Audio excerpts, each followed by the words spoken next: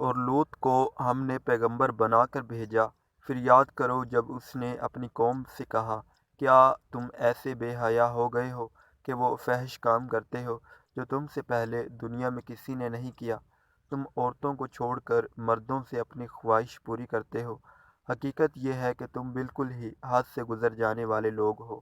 مگر اس کی قوم کا جواب اس کے سوا کچھ نہ تھا کہ نکالو ان لوگوں کو اپنی بستیوں سے، بڑے پاک باز بنتے ہیں یہ۔ آخر کار ہم نے لوط علیہ السلام اور اس کے گھر والوں کو بجز اس کی بیوی کے جو پیچھے رہ جانے والوں میں تھی بچا کر نکال دیا، اور اس قوم پر برسائی ایک بارش۔ پھر دیکھو کہ ان مجرموں کا کیا انجام ہوا۔ حضرت ابراہیم علیہ السلام کی قوم میں سے صرف ان کے بھتیجے حضرت لوط علیہ السلام ان پر ایمان لائے تھے۔ انہوں نے اپنے چچا کے ساتھ عراق سے ہجرت کی اور کچھ عرصہ تک شام، فلسطین اور مصر میں حضرت ابراہیم علیہ السلام کے ساتھ دعوت و تبلیغ کا تجربہ حاصل کرتے رہے۔ پھر اللہ سبحانہ تعالیٰ نے انہیں پیغمبری کے منصب پر سرفراز کیا، اور لوط علیہ السلام کو ہم نے حکم اور علم بخشا، اور وہ قوم سدوم کی اصلاح پر مامور ہوئے۔ حضرت لوط علیہ السلام جب یہاں پہنچے تو جوان تھے، اور جب اس قوم پر عذاب آیا تو ان کی اولاد جوان ہو چکی تھی۔ حضرت لوط علیہ السلام کی یہاں آمد اہل سدوم کے لیے خوش بختی کا ذریعہ تھی کہ وہ ان کی دعوت اصلاح قبول کرتے اور اخلاقی طور پر سربلند ہوتے اور خوشحالی پاتے۔ ایسا محسوس ہوتا ہے کہ انہوں نے حضرت لوط علیہ السلام کی اپنے یہاں آمد کو خوش دلی سے قبول کیا، کیونکہ حضرت لوط علیہ السلام اعلیٰ اخلاق و کردار کے مالک تھے، اور اپنی بیٹی کی شادی کر کے انہیں اپنا داماد بھی بنا لیا۔ اس لیے قرآن انہیں قوم لوط کہتا ہے۔ ان کے اس اچھے آغاز پر اللہ تعالیٰ نے انہیں خوشحالی عطا کی۔ یہود کی کتاب تلمود میں لکھا ہے کہ سدوم کے علاوہ ان کے 4 بڑے شہر اور بھی تھے، اور ان شہروں کے درمیان کا علاقہ ایسا گلزار بنا ہوا تھا کہ جہاں تک نگاہ جاتی تھی بس ایک باغ ہی باغ نظر آتا تھا۔ اس کے حسن و جمال کو دیکھ کر انسان مدہوش ہو جاتا تھا۔ لیکن حضرت لوط علیہ السلام ان پر جو اخلاقی پابندیاں لگاتے تھے وہ انہوں نے قبول نہ کی۔ قرآن مجید کے مطابق وہ پہلے سے بہت برے برے کام کر رہے تھے۔ وہ سمجھتے تھے کہ حضرت لوط علیہ السلام کی باتیں مان کر ان کی خوشحالی کو دوام حاصل نہ ہوگا، بلکہ وہ ماند پڑ جائے گی۔ سب سے پہلے انہوں نے غیر قوموں سے اپنے معاملات خراب کیے۔ تلمود میں لکھا ہے کہ ایک مرتبہ ایک اعلامی مسافر ان کے علاقے سے گزر رہا تھا۔ راستے میں شام ہو گئی اور اسے مجبوراً ان کے شہر سدوم میں ٹھہرنا پڑا۔ اس کے ساتھ مال تجارت اور اپنے کھانے پینے کا سامان تھا۔ کسی سے اس نے میزبانی کی درخواست نہ کی، بس ایک درخت کے نیچے اتر گیا۔ مگر ایک سدومی اصرار کے ساتھ اٹھا کر اسے اپنے گھر لے گیا۔ رات اسے اپنے ہاں رکھا اور صبح ہونے سے پہلے اس کا گدھا اس کے زین اور مال تجارت سمیت اڑا دیا۔ اس نے شور مچایا مگر کسی نے اس کی فریاد نہ سنی، بلکہ بستی کے لوگوں نے اس کا رہا سہا مال بھی لوٹ کر اسے نکال باہر کیا۔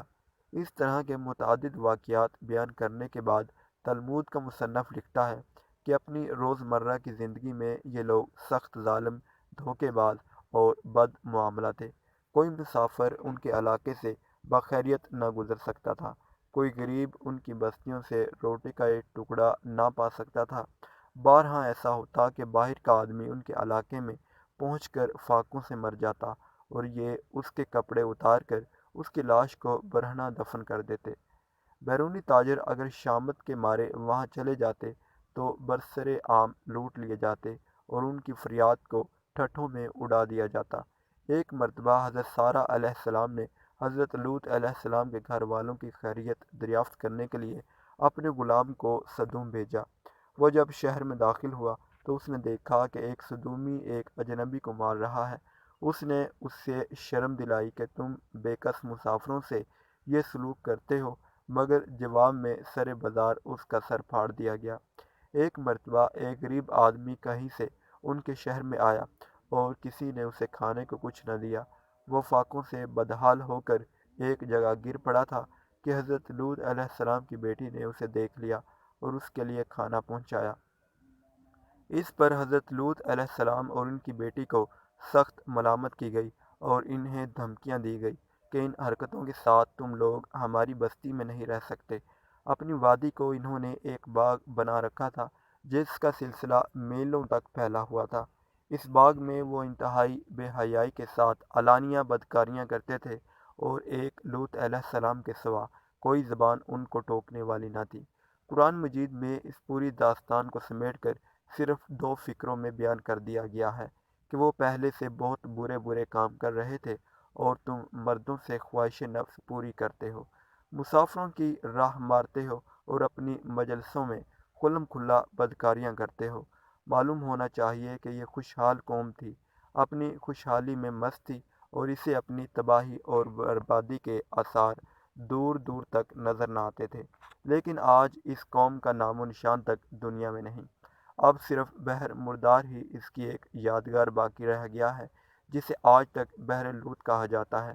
حضرت لوط علیہ السلام نے ان سے سوال کیا، اور تمہاری بیویوں میں تمہارے رب نے تمہارے لیے جو کچھ پیدا کیا ہے اسے چھوڑ دیتے ہو؟ مطلب یہ ہے کہ اس خواہش کو پورا کرنے کے لیے جو بیویاں خدا نے پیدا کی تھی انہیں چھوڑ کر تم غیر فطری ذریعے یعنی مردوں کا اس غرض کے لیے استعمال کرتے ہو۔ دوسرا مطلب یہ بھی ہو سکتا ہے کہ خود ان بیویوں کے اندر خدا نے اس خواہش کی تکمیل کا جو فطری راستہ رکھا تھا اسے چھوڑ کر تم غیر فطری راستہ اختیار کرتے ہو۔ اس دوسرے مطلب میں یہ اشارہ نکلتا ہے کہ وہ ظالم لوگ اپنی عورتوں سے بھی خلاف فطرت فعل کا ارتکاب کرتے تھے، اور یہ بھی ہو سکتا ہے کہ وہ نادان اپنی خوشحالی کے ماند پڑنے یا ختم ہو جانے کے خوف سے آبادی کو بڑھنے سے روکنے کے لیے یہ حرکت کرتے ہوں۔ یہ اس قوم کا سب سے بڑا جرم تھا جس کی وجہ سے خدا کا عذاب اس پر نازل ہوا۔ اس کے ارتکاب سے تو بدکار انسان کبھی باز نہیں آئے، لیکن یہ قوم علانیہ اس کا ارتکاب کرتی تھی اور اسے کوئی قابل شرم کام نہیں مانتی تھی۔ آج مغرب میں انسانی آزادی کے نام پر اس کی اجازت دی جاتی ہے یا اس کی اجازت کے لیے زبردست پروپیگنڈا کیا جاتا ہے، لیکن کہیں بھی اسے قابل فخر نہیں سمجھا جاتا اور اس کے مرتکب کو بری نظر سے دیکھا جاتا ہے اور قابل رحم اور بیمار سمجھا جاتا ہے۔ حقیقت یہ ہے کہ ہم جنسی بالکل فطرت کے خلاف ہیں۔ اللہ تعالیٰ نے انسانی نسل کی بقا کے لیے جوڑے بنائے ہیں تاکہ یہ دونوں مل کر ایک خاندان بنائیں اور پھر معاشرہ بڑھے پھلے پھولے۔ اسی مقصد کے لیے مرد اور عورت کو 2 الگ الگ جنس بنایا، ان میں ایک دوسرے کے لیے کشش پیدا کی، ان کی جسمانی بناوٹ اور نفسیاتی ترکیب ایک دوسرے کی ضرورتوں کے عین مطابق بنائی اور انہیں ایک دوسرے کے لیے سکون، راحت اور لطف کا ذریعہ بنایا۔ اس جوڑ میں جو لذت ہے وہ بقائے نسل کا ذریعہ ہونے کے ساتھ ہی دونوں کے لیے خدمت کا نقد صلہ بھی ہے، مگر جو شخص فطرت کی اس اسکیم کے خلاف عمل کر کے اپنے ہم جنس سے شہوانی لذت حاصل کرتا ہے وہ ایک ہی وقت میں کئی جرائم کرتا ہے۔ پہلا جرم، وہ اپنی جسمانی بناوٹ اور نفسیاتی ضرورت کے خلاف عمل کر کے اپنے جسم، نفس اور اخلاق کو تباہ کرتا ہے جس کا اسے کوئی حق نہیں، کیونکہ یہ اس کا بنایا ہوا نہیں ہے۔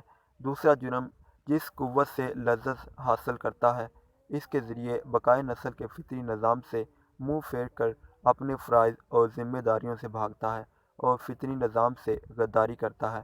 جس خاندان کے ذریعے وہ پیدا ہوا پروان چڑھا، مگر جب اس کی اپنی باری آئی تو حقوق اور فرائض اور ذمہ داریوں کا بوجھ اٹھانے کے بجائے اپنی قوتوں کو پوری خود غرضی کے ساتھ ایسے طریقوں پر استعمال کرتا ہے جو خاندان کو تباہ کرنے والا ہے۔ تیسرا جرم، وہ اپنے آپ کو نسل اور خاندان کی خدمت کے لیے نااہل بناتا ہے اور اپنے ساتھ کم از کم ایک مرد کو غیر طبی زنانہ پن میں مبتلا کرتا ہے اور کم از کم 2 عورتوں کے لیے بھی جنسی راہ روی اور اخلاقی پستی کا دروازہ کھول دیتا ہے۔ قرآن مجید میں صرف یہ بتایا گیا ہے کہ عمل قوم لوط بدترین گناہ ہے جس پر ایک قوم اللہ تعالیٰ کے غضب میں گرفتار ہوئی۔ اس کے بعد یہ بات ہمیں نبی کریم صلی اللہ علیہ وآلہ وسلم کی رہنمائی سے معلوم ہوئی کہ یہ ایک ایسا جرم ہے جس سے معاشرے کو پاک رکھنے کی کوشش کرنا حکومت اسلامی کے فرائض میں سے ہے، لیکن چونکہ نبی کریم صلی اللہ علیہ وآلہ وسلم کے زمانے میں ایسا کوئی مقدمہ پیش نہیں ہوا، اس لیے قطعی طور پر یہ بات متعین نہ ہو سکی کہ اس کی سزا کس طرح دی جائے۔ بعض فقہا اس جرم پر وہی سزا تجویز کرتے ہیں جو زنا کی سزا ہے، یعنی غیر شادی شدہ کو 100 کوڑے مارے جائیں گے اور جلا وطن کر دیا جائے گا، اور شادی شدہ کو رجم کیا جائے گا۔ امام ابو حنیفہ رحمۃ اللہ علیہ کی رائے میں اس پر کوئی حد مقرر نہیں ہے، بلکہ یہ فعل قانون سازی کا مستحق ہے۔ جیسے حالات و ضروریات ہوں، ان کے لحاظ سے کوئی عبرتناک سزا اس پر دی جا سکتی ہے۔ اللہ ہم سب کا حامی و ناصر ہو، آمین۔